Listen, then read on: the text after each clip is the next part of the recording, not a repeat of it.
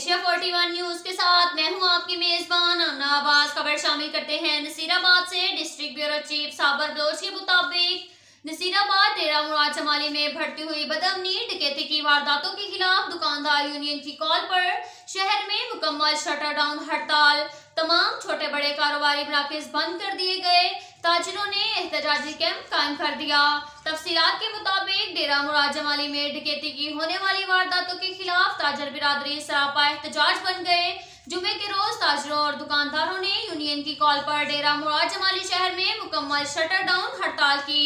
जिला की तमाम सियासी और मजहबी जमातों ने शटर डाउन हड़ताल की हमायत की। शटर डाउन हड़ताल के बाद शहर में तमाम छोटे बड़े कारोबारी मराकज़ और मार्केट्स बंद रही। ताजरों और दुकानदारों ने यूनियन के सदर खान जान बंगलजई की क़यादत में फैसल प्लाजा पर एहतजाजी कैंप कायम कर दिया। मुकर्रीन ने खिताब करते हुए कहा, पुलिस ताजरों को तहफ़्फ़ुज़ फराहम करने में नाकाम हो चुकी है। एक हफ्ते के अंदर ताजरों की दुकानों पर डकैती की वारदातें हुई हैं, जो कि पुलिस की नाकामी का मुंह बोलता सबूत हैं। डेरा मुराद जमाली पुरअमन शहर था, मगर अब शहर में डाकू राज कायम हो गया है। अवाम और ताजरों को डाकुओं के रहमो करम पर छोड़ दिया गया है।